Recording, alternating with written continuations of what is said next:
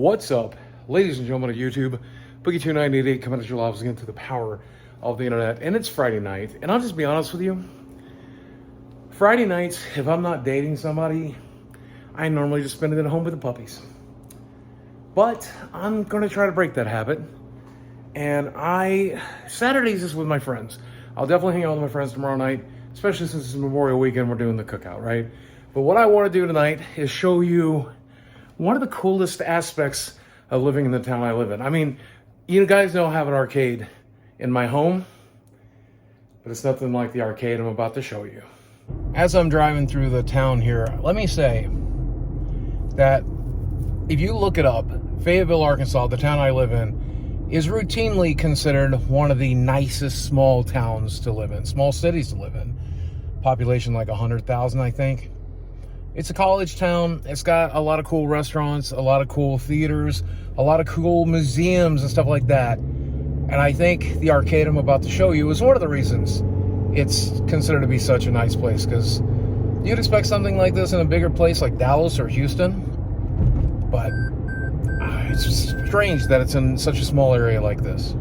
This is Arcadia Retrocade, which is kind of amazing. I mean, it's $5 to get in and play all you want for $5. Can't beat that. What's up, Shay? What are you up to, man? I'm blinding you right now. Hey, look, are you going to accept money for a change? This guy, let me tell you, this guy charges $5 for everybody to get in, then won't take my money half the time. What can I say? Take terrible capitalist, but I have a good time. I love you, brother. How you doing tonight? How are you? I'm fine. I'm having a Friday night. Hold on, let me turn this off. Let's talk. Here we are. One of my homes away from home. Now, this place is a lot bigger than it looks. I think they have some 500 total machines, and I'll show you some of my favorites. But before we do that, let me show you one of my favorite things in this entire place. This little back room is reserved for parties, and if you followed me for a long time, you might recognize it. I had my 40th birthday party in this room, sitting at that table right there with my little Pac-Man cake. And it was a really good time. And a lot of you watched the video back then, and some of you are still here watching now, and I think that's great. Should I play Punch Out? It's too soon after the fight. It's too soon. I can't. I just met a fan right now. What were you telling me? That you put up a pretty good fight there in London. So what's it like to be blind? It's pretty great. You should try it sometime. Right, because I'll tell you, I did not. That was not a good fight. The deception is there. It was a good fight for Jordy. Correct. But you know, honestly, I'm just glad I showed up, man. No, it looked good. Were you entertained? Did you have fun? It was a good fight. I was entertained. What was your favorite part? Well, when you had to step back and tie your pants. This is one of the more interesting games, and in terms of like moral outrage, that kind of thing. It's called Satan's Hollow, and I know what you're thinking. Well, you couldn't name a video game that these days. You are right. We also couldn't do it in the 90s. People were just as butthurt then. As we look through here, you'll notice there are definitely some machines that have the out of order sign on them. And it just kind of sucks because when these machines break, they can be extremely expensive to fix. But when you're only charging $5 for people to come in and play all day with no upsell, I mean, you can't even buy anything for the snack bar.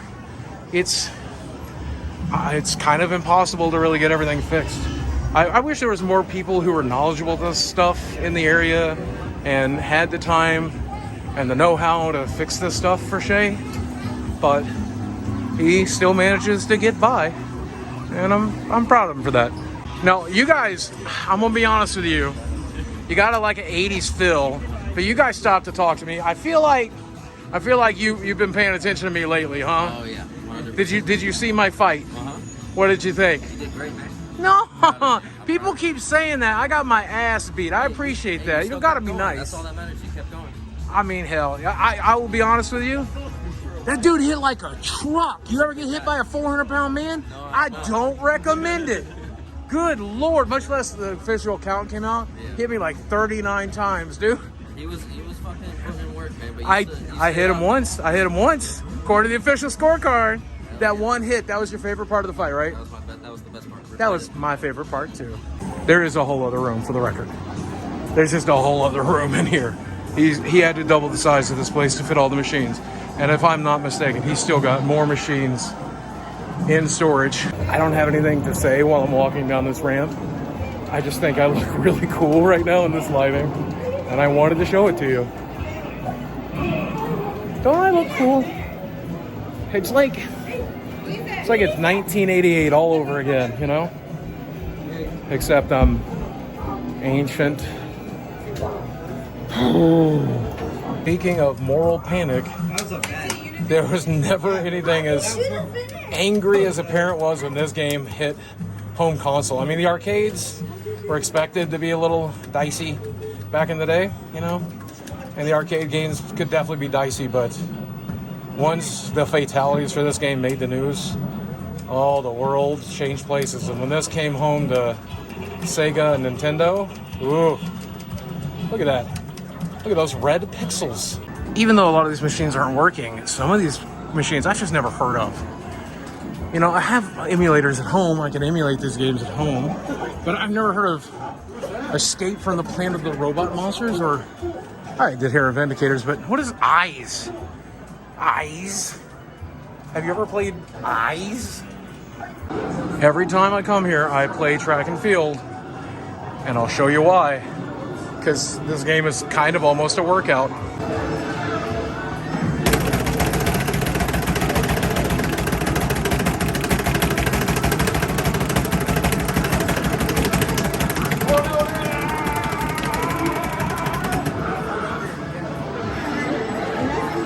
You literally have to play this game like this.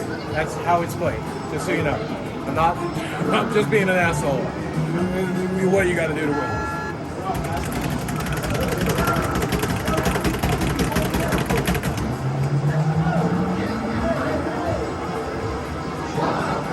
Well, it's what you've got to do to win. I didn't say I was going to win. I have never seen this. I've never seen four dudes playing NBA Jam together. Hi, guys.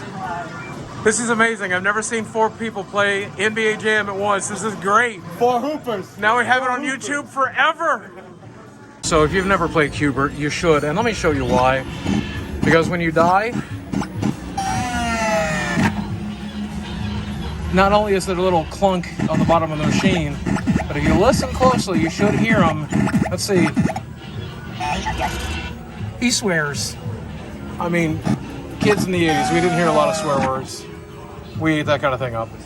I sat down to play Popeye, and it's a cocktail cabinet. These have always been awkward. Tell me, is it just because I'm fat that this is awkward? I've never liked cocktail cabinets. I do like Popeye, though. This is a good game. You ain't a child of the late 80s or early 90s if you don't know Dragon Lair. It's not a good game. It's just very eye-catching. You can emulate this thing for like $3 these days. You know, you can get it pretty cheap on every system. But if you haven't played it, you should. There's very little like it back in the day, and there's very little like it now. If you ever think I'm at the arcade, I'm probably in this row. Playing one of these. I'll tell you, this Pac-Man continues to be my favorite, especially because it's C-chip in here. It's just so good. I wish they got this working though. I mean, it's bad. It's a pinball / video game. It's just unique. It's not good, but I wish they got it working because I never got to really play it. Here's a game I can play one-handed. And it's not just Pac-Man. It's Pac-Man Plus, the weird in-arcade ROM hack where nothing acts the way it's supposed to act, with the pellets not always working and the Coca-Cola cans showing up as fruit, and I don't know why this game is the way it is. It's not very good. I mean, if you're going to play a ROM hack, you should play this Pac-Man. It just has too much RNG. Like, why did he not turn? Now they're invisible. Of course they're invisible. Where are they? I don't know. Are they edible? I don't know. I hate this game. And of course, the original Donkey Kong. Every time I look at this game, I used to think about how mad it makes me, and now you know what I think about? I think about how mad Billy Mitchell makes me. And that is it. That's one of my favorite people in the world, my friend Shay. There's one of my favorite places in the world, Arcadia Retrocade. And if you noticed, I'm sweating. if you've never been in an old school arcade, if you've been, you'll know. They are sweaty places. On top of that, I'm just normally a sweaty guy. So I was definitely going to sweat in there. Go home and take a shower. And here's one of the hardest parts of being out in the world. I have to drive by like McDonald's and Taco Bell, Sonic, and all these other places try to sell you the worst types of food. I gotta go home and eat the right types of food, but I'm gonna do it and get it done.